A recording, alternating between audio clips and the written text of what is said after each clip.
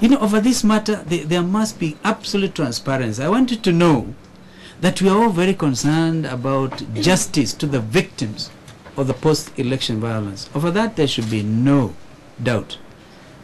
My personal commitment, as well as the commitment of all of us in government, to ensure justice for all, and to say no to impunity. That's why in my presentation, I think Rashid, you have not come. I'm actually saying continued use of this tagging you're referring to as KKK is actually impunity, because it's anti the Constitution.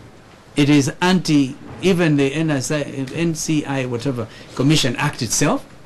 And so I think time has come for us to speak openly as Kenyans. I say this matter of the ICC is with us. All we are trying to do is to follow what we did not succeed in doing in Parliament, i.e. to have a local mechanism. Okay? So, and therefore, when they met me in Addis and said, why doesn't Kenya consider invoking provisions of Article 19? I felt very challenged as a lawyer, and I had to look it up. And Article 19 basically says instead of asking for deferral, you can actually get this application knocked off. Of course, when it gets knocked off, because it says in terms of admissibility of what Mr. Moreno Ocampo is trying to do, because Mr. Moreno Ocampo is a prosecutor, like any other prosecutor. And of course, he'll be entitled, he'll be going to get a conviction or something. That is a business of prosecutors. Otherwise, if they think they do not have a case, they wouldn't even in the first place move before the courts of justice. And that tells you that nobody is looking at Kenya. We are not trying to isolate this country from the rest of humanity.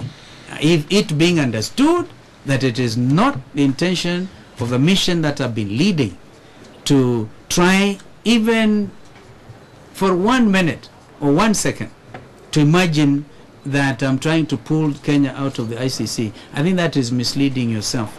And I think we have made that point very, very clear. So the issues you're talking about of the ICC, well, let the African heads of state meet, because the reason was we had to see them with a message of His Excellency the President before the scheduled summit over the weekend, so that he will not have ambushed his colleagues. And so that is basically what you've been doing, and it's as transparent as that. Please do not read any mischief. Do not, because you are Kenyans, you are entitled to live in a country that is at peace with itself and at peace with the international community. Let us not confuse what happened in Parliament through a private member's motion with what the government is trying to do. Basically, what Kenya is seeking to do, there are 3 members of the UN Security Council representing the African continent. And these are the Republic of South Africa, and the Republic of Gabon, and the Republic of Nigeria. You will have noticed that I was trying to reach those before, because should the AU pass a resolution saying that we support Kenya's case for deferment, or say deferral, and this is a whole thing. Deferral could mean within 1 year, all right? Or it can be Attorney General can actually move to The Hague and make an application for deferral, and where, of course, we'll have put in place the local mechanism, as I told you, appointment of the Chief Justice and others, so that everybody sees the country is able to deal with this matter. Because, see, the unfortunate thing about The Hague is you seem to be in a category of failed states.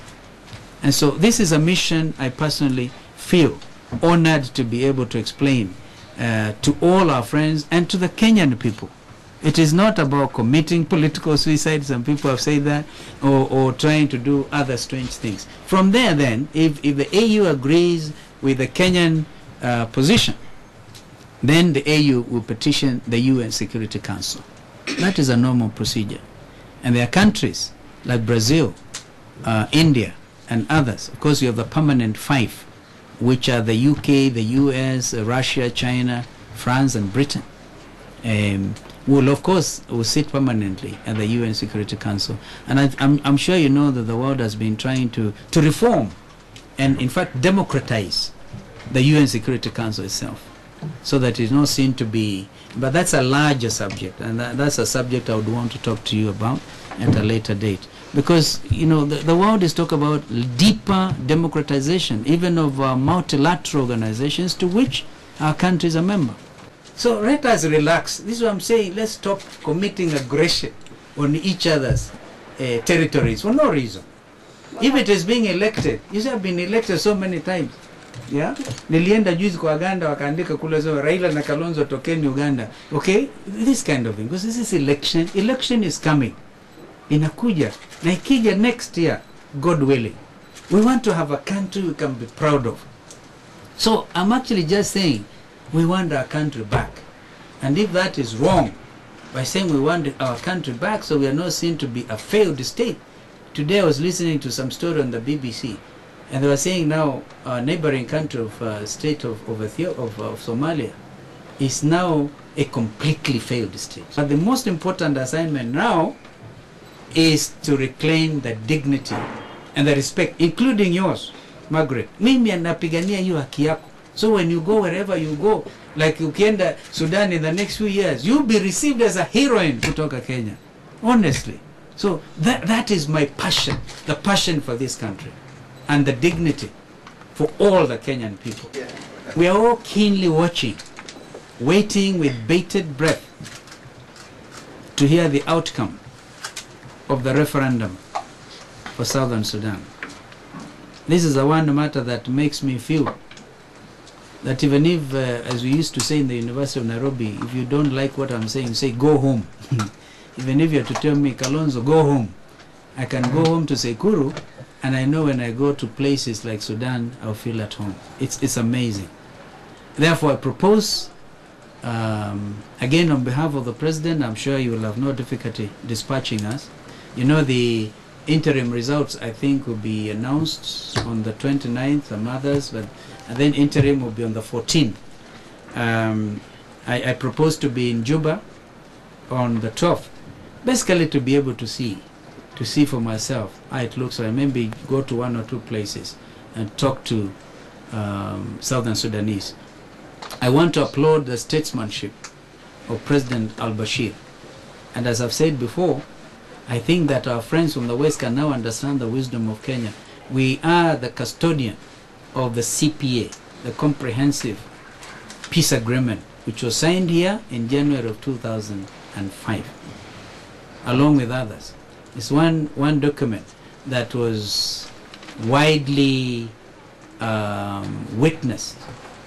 And therefore, I think it's only fair some of us, like General Lazarus Sumbeiwo, if he's not already there, yeah, if we will be able to go there, and as I said, President al-Bashir has himself said he will accept the outcome. Right now we are fighting over which country gets CD number 1. You know that thing is called diplomatic CD, diplomatic corps, the red plates, and I've just been seeing the outgoing ambassador of Sudan, the Greater Sudan, who I gather might end up being chief of protocol if they choose separation.